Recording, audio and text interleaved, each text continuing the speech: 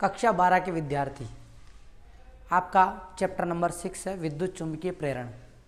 उस चैप्टर के अंदर एक टॉपिक है गतिक विद्युत वाहक बल का मान ज्ञात करना, जो कि बोर्ड एग्जाम की दृष्टि से बहुत महत्वपूर्ण है।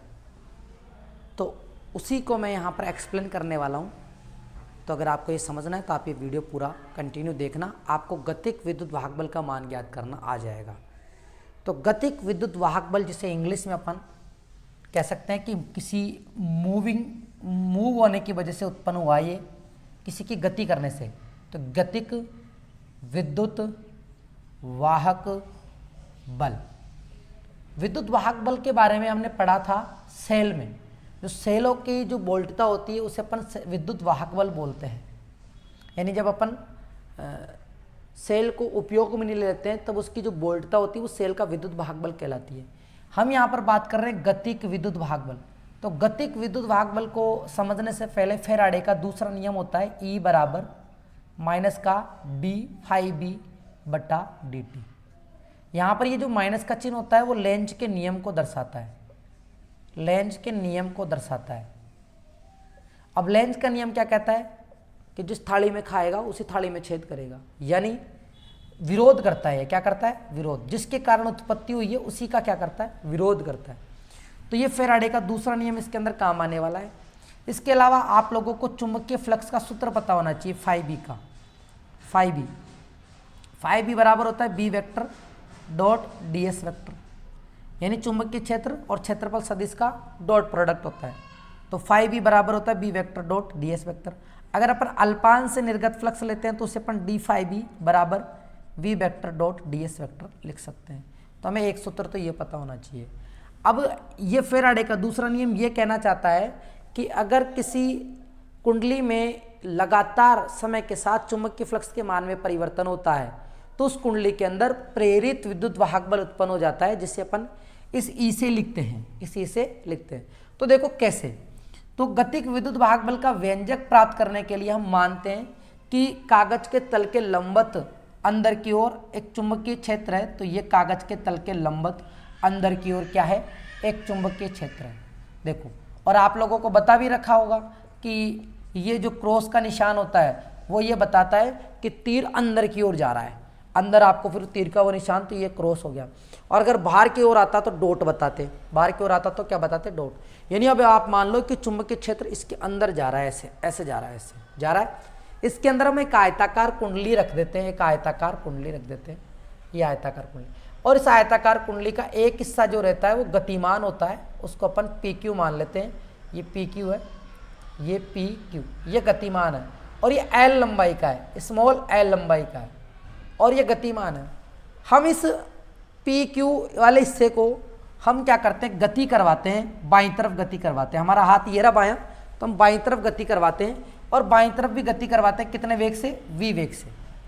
अब वी वेग से आप इसे गति करवाओगे, वी वेग से अगर आप इसे गति करवाओगे तो ये कितनी बल रेखाओं को काटेगा, उसके हिसाब से चुंबकीय फ्लक्स में परिवर्तन आएगा। तो जैसे यहाँ से यहाँ पहुँचा, यहाँ से यहाँ पहुँचा, यहाँ से यहाँ पहुँचा, तो बल रेखाओं को काट रहा है। और बल रेखाओं को काट रहा है तो समय के साथ चुंबकीय फ्लक्स के मान में परिवर्तन आ रहा है।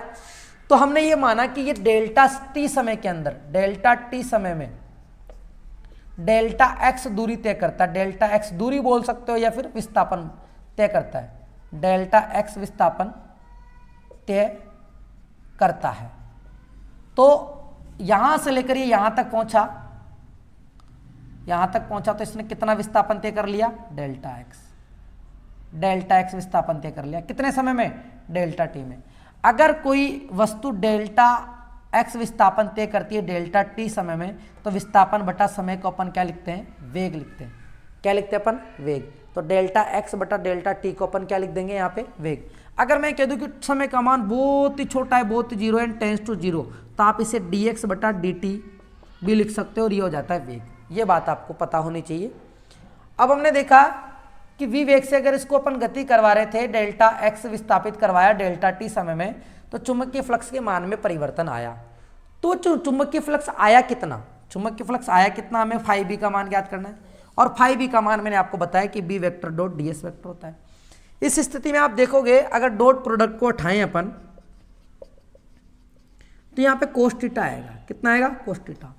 तो यहाँ चुंबकीय क्षेत्र देखिए अंदर जा रहा है, अगर मैं इसी कुंडली के क्षेत्रफल को अगर अंदर की तरफ ही मानूं, जैसे ये है ऐसे, और अपन इसको इधर से, तो एक ही दिशा में जा रहे हैं, तो थीटा का मान कितना माना जा सकता है, यहाँ पे 0। थीटा का मान कितना माना जा सकता है, 0। तो थीटा का मान 0 है, तो डी फाई बी का मान जो आएगा वो आएगा बी डी एस। क्या आएगा, बी डी एस। यहाँ ये जो डी एस है वो क्या है, कुंडली का क्षेत्रफल है, या फिर जो क्षेत्रफल सदिश होता है वो है कुंडली का क्षेत्रफल। तो कुंडली का क्षेत्रफल कितना आएगा, लंबाई और चौड़ाई। लंबाई इसकी एल है, चौड़ाई कितनी है, डेल्टा एक्स, कितनी है, डेल्टा एक्स। तो अपन इसको डी एक्स को अपन लिख सकते हैं एल मल्टीप्लाई में डेल्टा एक्स। क्या लिख सकते हैं, एल। तो इस कुंडली से निर्गत फ्लक्स कितना हो जाएगा, निर्गत फ्लक्स, या फिर इससे इसका जो फ्लक्स होगा, जो चुंबकीय फ्लक्स होगा, वो डी फाई बी मान लेते हैं। और वो डी फाई बी कितना हो जाएगा, डी फाई बी यहाँ पर हो जाएगा सीधा चुंबकीय क्षेत्र बी, और डी एस की जगह क्या लिखना है आपको, L delta x, L delta x. अब आप देखो यहाँ पर डी फाई बी को अपन ने बी एल डेल्टा एक्स लिख दिया, क्योंकि ये चुंबकीय क्षेत्र है और ये कुंडली का क्षेत्रफल आ गया।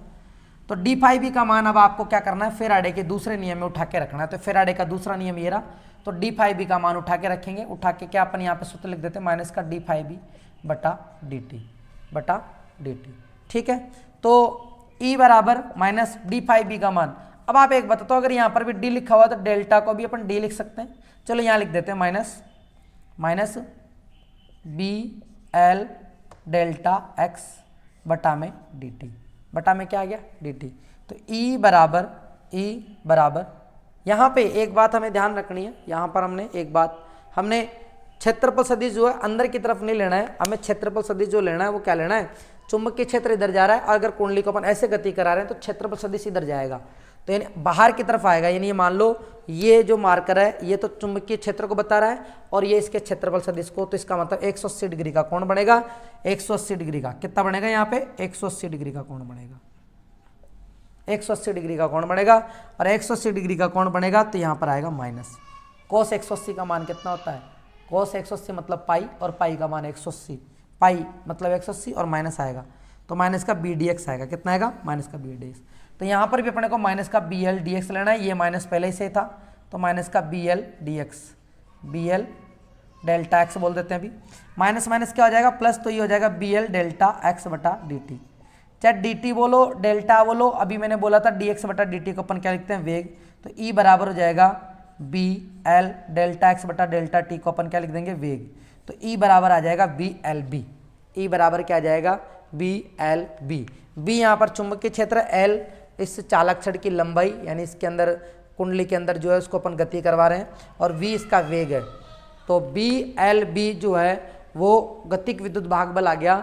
जब अपन किसी एक आयताकार कुंडली के अंदर उसके एक भाग को गति करवाते हैं तो चुंबक के फ्लक्स के मान में परिवर्तन आता है, तो वो गतिक विद्युत भाग बल कहलाता है, क्योंकि गति के कारण आया, और वह है ई बराबर बी एल वी।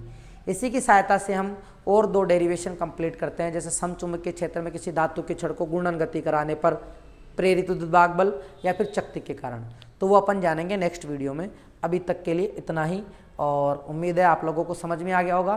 क्या करना है, केवल आपको यहाँ पर थीटा 180 डिग्री लेना है, क्योंकि चुंबकीय क्षेत्र अंदर जा रहा है और क्षेत्रफल सदिश इधर आ रहा है। बाय मिस्टेक हो गया, ठीक है, 180। तो ई बराबर आएगा यहाँ पे B L B. Okay, thank you.